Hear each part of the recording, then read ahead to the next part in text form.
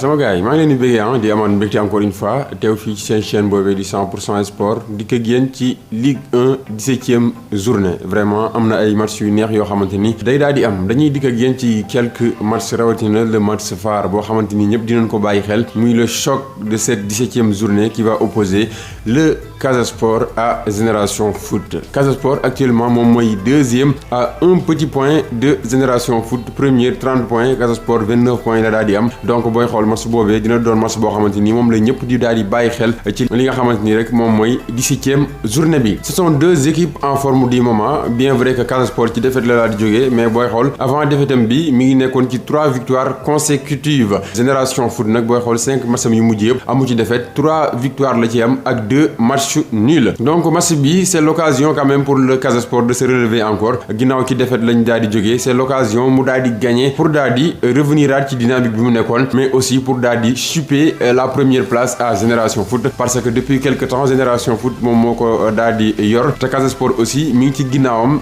dos à dos ñoom ñaar mayu ko dara, donc ça sera un match très intéressant. Mais aussi il faut savoir que les confrontations entre ces deux équipes nekkul ay confrontations yoo xamante ni lu yomb lay doon, que ça soit à Diény Biram Ndao wala que ça soit au stade Aline Sitoé Diatta, à chaque fois rek day métti ba booy xool sax ñoom lu ci bëri ay match nul la ñuy daal di doon, bien vrai que Casa Sport moom moo mujjee gagné Génération Foot te loolee ci début de saison bi la phase aller bi Casa Sport moo fekk Génération Foot daal di koy dóor 2-1, mais bu mooyee loolu booy xool ay match nul lu ci bëri lañ daal di nemmeeku. Te aussi en général Génération Foot aussi li muy gagné Casa Sport bëriwul, ndaxte booy xool Génération Foot sa dernière victoire face au Casa Sport remonte au 3 décembre 2017, booba 4e journée la woon ci saison 2017-2018. Génération Foot boobu la mujjee dóor Casa Sport ci championnat 2-1 la ko daal di dóoroon fële à Diény Biram Ndao. Donc ce qui veut dire que ñi ngi xaar match boo xamante ni match bu neex lay daal di doon, match boo xamante ni du yomb, car ce sont deux équipes yoo xamante ni rek ñi ngi ci kaw tableau bi te ku ci nekk rek la ngay viser actuellement moom mooy remporter le championnat,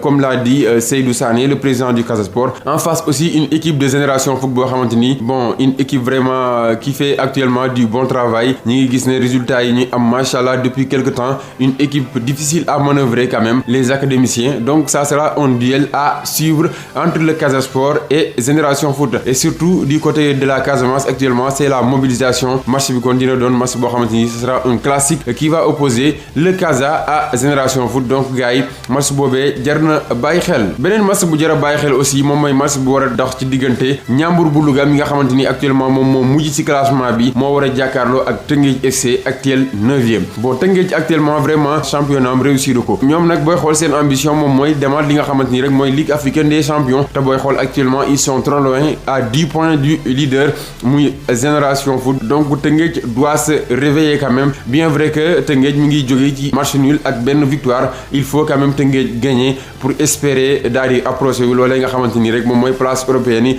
même si du daal di yomb parce que en gros y a le Génération Foot et Casa Sport, deux équipes yoo xamante ni ils sont en train quand même de monter en puissance. En face de Teungueth aussi y a Ndiambour moom vraiment depuis quelque temps dañoo nekk ci ay difficultés. Alors il reçoit Teungueth FC te Ndiambour booy xool aussi mi ngi jógee ci match nul ak li nga xamante ni mooy benn victoire. Donc c'est le moment quand même les Ndiambour ñu fexe enchaîner avec les victoires, car actuellement ils sont derniers avec 13 points, mais il faudra quand même ñu gagner pour ne pas quand même ñu wàcc en Ligue 2. Un autre match phare aussi à suivre de cette 17e journée, Pikine qui reçoit Jaraaf. booy xool Pikine ak Jaraaf dafa nekk un derby boo xamante ni match bu rëy la, voilà, te ñoom ñoo yar booy xool Jaraaf benn point rek la rawee AS Pikine 23 points la am, Jaraaf am 24 points. te le Jaraaf booy xool mi ngi génn ci victoire ak Casa Sport la gagné 1-0, moom moo infligé Casa Sport sa première défaite de la saison. AS Pikine nag ci match nul la jógee moom ak Mbour Petite Côte, te booy xool depuis quelque temps aussi ñoom ñi ngi am ay jafe-jafe, ndaxte booy xool seen 5 derniers matchs yi AS Pikine benn victoire donc la am,